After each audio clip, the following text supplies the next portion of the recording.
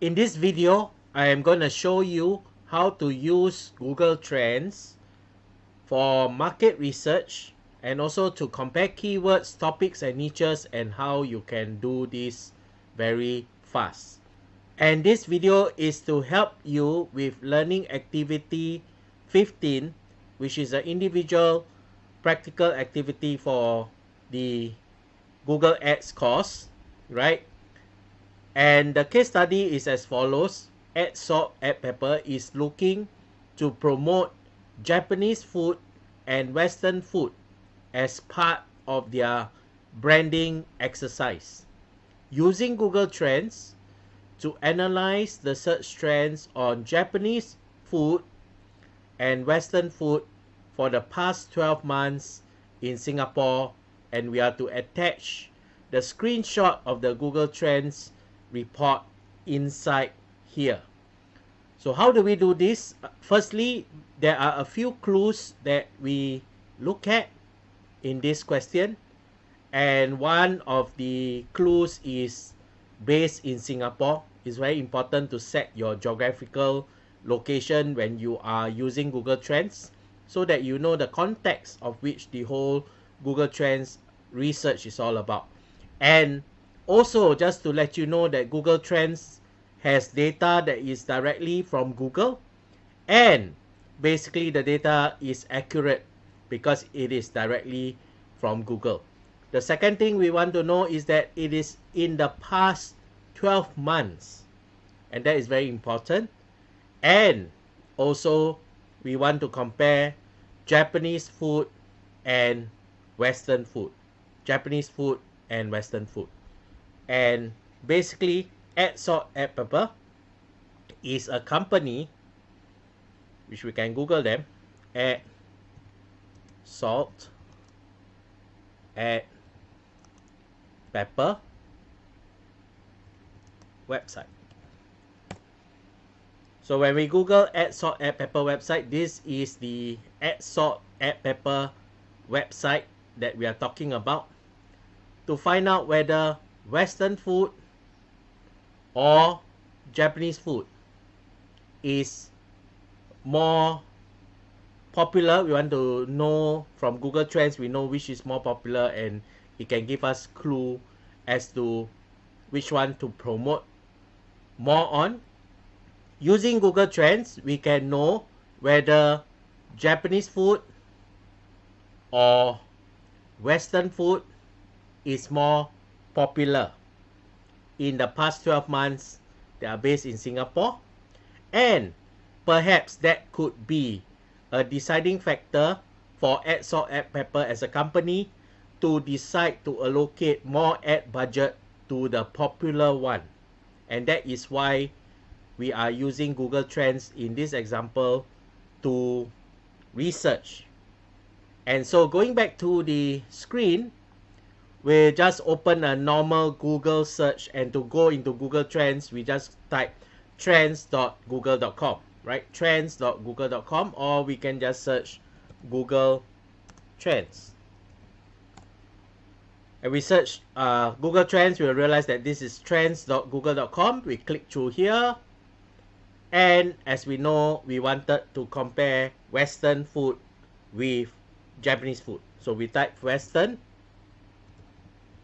food. So when we type Western food, we will realize that there is a drop down, and there's so many drop down. We are to select the drop down, the item that says Western food, and below that it says search term. It's important to select search term because we want to compare search term with search term. And search term will give you the exact Google data as per every month, how many people are searching for this search term called Western food. So we have to select Western food, and we click explore, or it will auto explore for you. It's very important that we set the parameters. Here, our context is in Singapore, and we know that this one is in the past 12 months, so we need to select this in the past 12 months, and you realize that the trends chart will appear here. And here, of course, we choose all category, And here is very important that we only select the web search because we want to know the Google search trends. So we have entered the first term, which is Western food. We need to enter the second term, which is Japanese food. So we click on compare and we type Japanese food. And we select search term again. Right, and here we have basically Western food and Japanese food over the past 12 months based in Singapore, and we can see the trend here. And what we are required to do is to kind of screenshot this. So what we're gonna do is we're just gonna screenshot this. And below, because it's Singapore, it doesn't really compare breakdown in city. But if you're doing the Google Trends search for, let's say, US, you will see the breakdown in different states and things like that, and which state is more popular. But in Singapore, you don't, right? And also here, you can see some of the related queries. When you see breakout, right? What does Google Trend Breakout means? Let's Google. What does Google Trend Breakout mean? Right? Rising searches, right? For each rising search term, you see a percentage of the term growth compared to the previous time period. If you see breakout instead of a percentage, it means that the search term grew more than 5,000%. So coming back here, you can see that people are searching for Caesarea, which is quite a popular restaurant in Singapore. Uno Beef House, the Craving Board, Tip Top Western Food.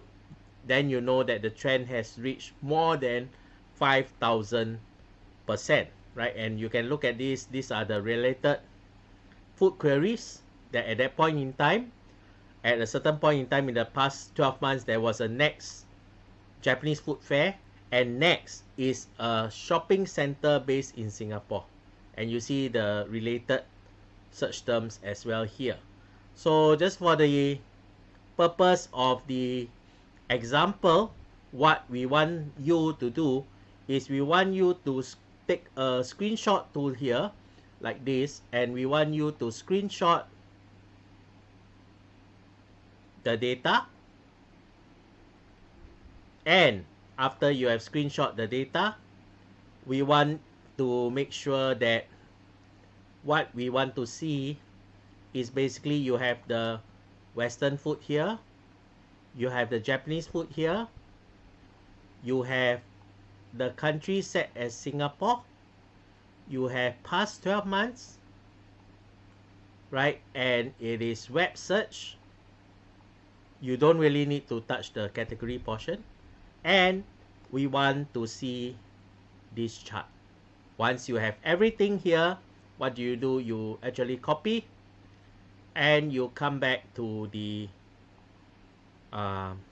PowerPoint slide.